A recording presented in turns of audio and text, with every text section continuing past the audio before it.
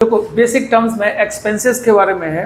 Expense का मतलब क्या होता है? हम लोग बिजनेस करते हैं, प्रोफेशन करते हैं, बिजनेस अर्न करने के लिए करते हैं, लेकिन अर्न करने के लिए बहुत सारे फैक्टर्स की ज़रूरत पड़ती है, बहुत सारे सर्विसेज की ज़रूरत पड़ती है। तो आप वो सर्विस हायर करते हो, खरीदते हो, तो बदले में कुछ न कुछ क्या करना पड़ता है? पे करना पड़ता है। वही लिखे हैं, expenses are the cost paid या incurred for purchasing of goods और सर्विसेज।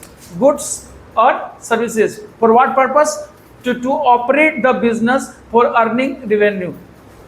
माने बिजनेस को ऑपरेट करने के लिए, क्योंकि जब तक ऑपरेट नहीं करेंगे प्रॉपर वे में तो अर्निंग तो होगा नहीं। To operate the business we have to acquire some services, some cost of goods. तो उसके लिए हमको कुछ ना कुछ पे करना पड़ता है। किसी की सर्विस देते हैं हम तो सैलरी पे करना पड़ता है, किसी ज़मीन हायर करते हैं तो रेंट पे करना पड़ता है, किसी से फंड लेते हैं तो इंटरेस्ट पे करना पड़ता है।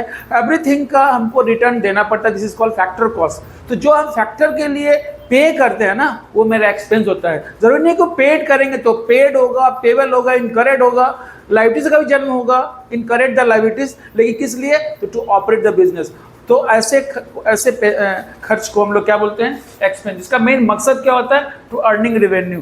फिर लिखा है expenses is the value which has expired during the year. और सबसे इंपॉर्टेंट चीज याद रखना, लोग थोड़ा सा कंफ्यूज करता है एक्सपेंडिचर और एक्सपेंसेस में। तो मेरा फोकस है इस वीडियो में केवल एक्सपेंस का बोलने का।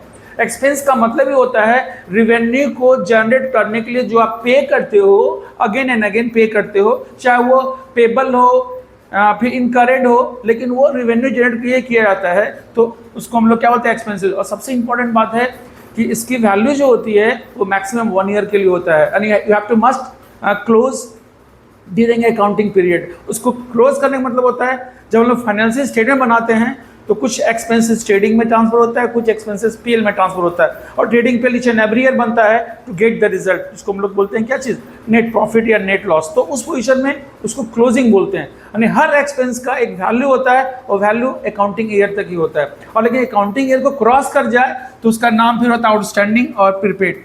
आउटस्टैंडिंग का मतलब क्या हुआ? ऐसा एक्सपेंसेस जो इसी का अकाउंटिंग पीरियड का है लेकिन स्टिल ड्यू, अभी तक पेमेंट नहीं किए हैं, उसका पेमेंट हम नेक्स्ट ईयर करेंगे। तो ऐसे खर्च को हम लोग बोलते हैं आउटस्टैंडिंग एक्सपेंसेस। जैसे मान लो मेरे यहाँ स्टाफ काम कर रहा है, उसकी सैलरी ड्यूज है, आउटस्टैंडिंग, रेंट आउटस्टैंडिंग है ना, वेजेज आउटस्टैंडिंग।